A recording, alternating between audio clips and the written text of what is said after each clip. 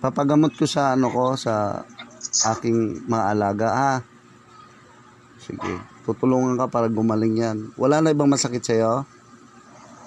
Tsaka po pala dito, oh. Meron din? Sige, tingit ka, dadasalan kita. Sa ngalan Diyos Ama, Diyos Anak, Diyos Espiritu Santo. Sa mga oras na ito, tinatawag ko ang aking gabay na manggagamot, diwatang gabay na manggagamot, upang gamutin ang batang ito. Sator, ariputin ito perarutas. Adonadam, riupugnat sa ugnat hadsak, ri Christum Diom, indium iom, aba mabilim abesabeste. Pumarito ka at puntahan ang batang ito, upang tulungan ako upang siya'y gamutin. Sa mga oras na ito, inutusan kita, lakbay. Pasok sa katong yan, diwatang gabay. Pasok. Gamutin mo ang kanyang katawan, lahat ng masakit. Gamitin mo ang kamay mo. Sige, gamitin mo. Gamitin mo ang kamay niya upang gamutin siya. Gamitin mo. Bunutin mo. Bunutin mo ang matinik na nakalagay. Tulungan mo siya na walang pinsala sa mga oras na ito. Yan, tulungan mo siya. Pati sa mga ulo niya, lahat ng sakit niya.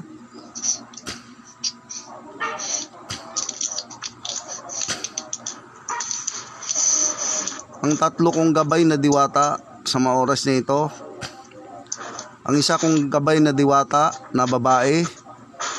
Gabayan ang batang ito. Huwag kang aalis hanggat di siya gumagaling, upang hindi siya mapasok ng ibang espiritu o anumang uri ng elemento.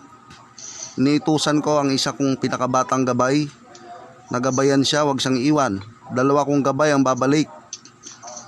Sige, tanggalin nyo. Tanggalin nyo. Tatlo kayong nandyan. Tatlo, anong pangalan ng bata? Anong pangalan? Hindi ko alam. Hindi mo alam? Bibigyan kita ng pangalan. Ako lang may karapatang magbigay pangalan sa iyo.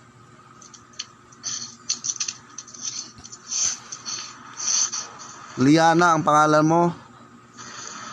Ha? Liana ang pangalan mo. Sige, ang pinakabatang gabay na Liana ay siyang maiwan dyan.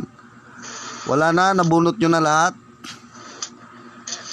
Pag sabi ko lumabas kayo, lumabas ha. May iwan si Liana, pero ikaw ay magbabantay lang sa labas. Kapag siya papasok sa school, babantay mo siya, proteksyonan mo siya, hindi siya mapasok ng ibang espiritu, ha? Sagot? Liana? Sige, lahat, labas kayo lahat.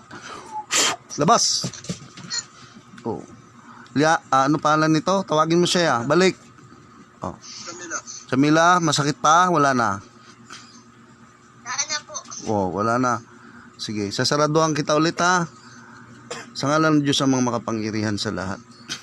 Ipagkaloob po sa akin ang silyo ng tetragrammaton upang hindi mapasok ang portal ng batang ito. Spiritus ng milyon tetragrammaton. Okay na. Kuha ang tubig. Dadasalan ko ng tubig para wala nang sakit. Sa ngalan naman ng anak ng Espiritu Santo. Panginoon, hiniling ko po na basbasan mo po ang tubig na ito. Dakilang Diyos na manggagamot. At siya nagpapagaling ng lahat ng uri ng karamdaman sa silong ng langit. Basbasan mo po ang aking mga kamay. Nang sino mga mapatungan ng aking mga kamay, sila gagaling sa lahat ng uri ng karamdaman. Basbasan mo rin ang aking tinig, Panginoon, at linisin ang aking kalooban upang ako maging instrumento upang sila'y magsigaling sa kanilang karamdaman sa mga oras na ito. Sa labis na aking pananampalataya sa kamansapat na sulok ng mundo, kay makakarating ng biyaya ng Diyos Ama, Diyos Anak at Diyos Espiritu Santo, tanggapin mo ang kagalingan sa mga oras na ito.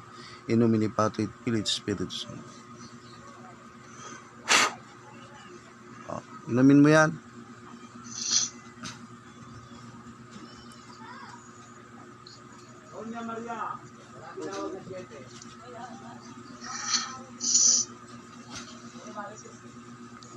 Wala na. Oh. Meron ka ng bantay dyan. Para hindi ka mapunta ng iba. Mandirigmang diwata yan, ha? Ilyana ang pangalan niya. Yung diwata, oh. Ilyana. Ilyana.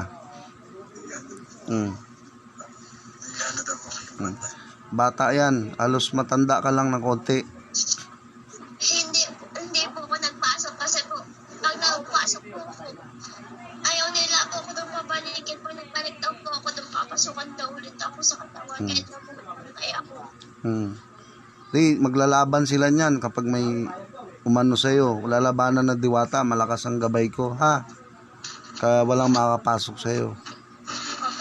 Sige. Okay na? Opo. Okay. Pwede na po ba pumasok bukas? Pwede na. Oo. Huwag kang mag-isip ng negatibo. Hayaan mo yung mga classmate mo na kung niisip nila ba't may sinasapian ka, ha?